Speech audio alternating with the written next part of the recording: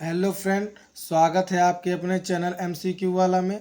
आज हम जो हमारी क्लास 9th की पद्य की जो सीरीज चल रही थी, आज हम उसका चैप्टर नंबर 2 का सेकंड पार्ट लेकर आए हैं पदावली से, जो मीराबाई द्वारा उद्धृत है। ठीक है फ्रेंड, चलिए देखते हैं।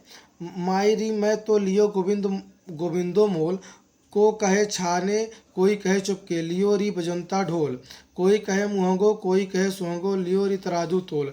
कोई कहे कारो कोई कहे गोरो, लियो री अनमोल अमोलक मोल। याहू को सब जानत है, लियो री आँखी खोल। मीरा को प्रभु दर्शन दीन्यो, पूर्व जन्म को कौल। चलिए इसकी संदर्भ प्रसंग व्याख्या देखते हैं। शब्दार्थ दिए गए हैं, जिन शब्दों का आपको अर्थ न पता हो आप इसको देख लीजिएगा। संदर्भ मैंने बता दिया था पहले ही, अगर आपने इससे पहले वाली मेरी वीडियो नहीं देखी तो जाकर देखिए, फिर भी मैं एक बार बता दे रहा हूँ। प्रस्तुत पदावली हमारी पाठ्य पुस्तक के काव्य खंड के पदावली शीर्षक से उद्धृत है।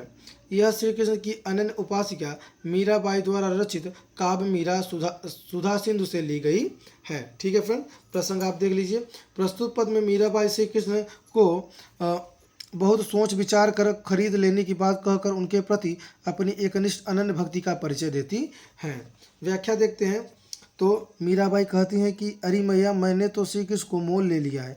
मैंने उन्हें छिपा कर या चुपचाप नहीं खरीदा, बल्कि डंके की चोट पर ढोल बजाकर खरीदा है। अब श्री कृष्ण पूरी तरह से मेरे हो चुके हैं। अब उन पर मेरा पूरा अधिकार हो चुका है। कोई इसे महंगा कहे या सस्ता, मैं तो भली बात नाप तोल कर अर्थात तराजू से तोल कर इन्हें खरीदा है। कोई इसे काला कहेगा या गोरा, जो भी मैंने इसे अपना सर्वस्व न्यौछावर कर पूर्णतः समर्पित भाव से खरीदा है। लोग चाहे कितनी बातें करें पर यह सच्चाई सब जानते हैं कि मैंने यह सौदा खूब देख परख कर आंखें खोल कर किया है।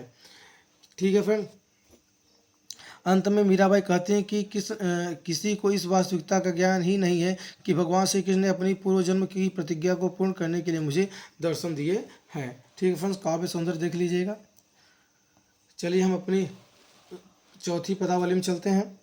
मैं तो सांवरों के रंग राची, साजे सिंगार बांधी पग घुंघरू, लोक लाज तज नाची, गई कुमति लई साधु की संगति, भगत रूपी भई सांची, गाय हरि के गुण निस दिन, काल ब्याल तू सु बाची, उड़ बिन सब जग खारो लागत, और बात सब खाची, मीरा श्री गिरधन लाल सु, भगति रसीली जांची। ठीक है फ्रेंड्स, इसमें शब्दार्थ दिए गए आप देख लीजिएगा। चलिए संदर्भ प्रसंग व्याख्या देखते हैं। प्रसंग, प्रस्तुत पद में मीराबाई ने अपनी भक्ति भावना का वर्णन किया है, जिसमें मीराबाई कहती है कि वह भगवान श्री कृष्ण के प्रेम में निमग्न होकर उनके रंग में रंग गई है, इसलिए संसार की अन्य वस्तुओं में उनका मन नहीं लगता। ठीक है फ्रेंड, व्याख्या अगर देखा जाए तो मीराबाई भगवान श्री कृष्ण की भक्ति में लीन होकर कहती हैं कि मैं तो सांवरे अर्थात श्री कृष्ण के रंग में रंग गई हूँ। मैं उनके प्रेम में रंग कर स्वयं को भली भांति सजा कर और पैरों में घुंघरू बांध कर लोकलाज सब त्याग कर नाचने लगी हूँ। साधुओं की सत्संगति से मेरा अज्ञान और दुर्गुण दूर हो गया है और मुझे ईश्वर के सच्चे रूप का दर्शन हो गया है। मैंने दिन रात प्रभु के गुण गाकर स्वयं को काल रूपी सर्प से बचा लिया है, अर्थात अब मुझे संसार में जन्म मृत्यु के चक्र से मुक्ति मिल गई है। अब भगवान श्री कृष्ण के बिना यह संसार व्यर्थ लगता है। उनकी बातों के अतिरिक्त सब बातें भी व्यर्थ ही लगती हैं। अंत में मीराबाई कहती है कि मुझे सदैव श्री कृष्ण की भक्ति में ही आनंद की अनुभूति होती है। संसार की किसी अन्य वस्तु में ऐसी अनुभूति की कल्पना नहीं की जा सकती है।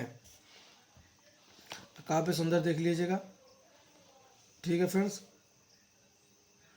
चलिए हम अगले ये हमारा जो पदावली था सेकेंड पार्ट में कंप्लीट हो गया है।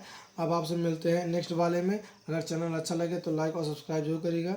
इसके बाद हमारी लास्ट 5वीं पदावली चलेगी, उसके बाद हम तीसरे अपने चलेंगे पाठ में रहीम के दोहे में। ठीक है फ्रेंड्स, चैप्टर 3 में। तो अगर चैनल अच्छा लगे तो लाइक और सब्सक्राइब जरूर करिएगा। तब तक के लिए जय हिंद, जय भारत।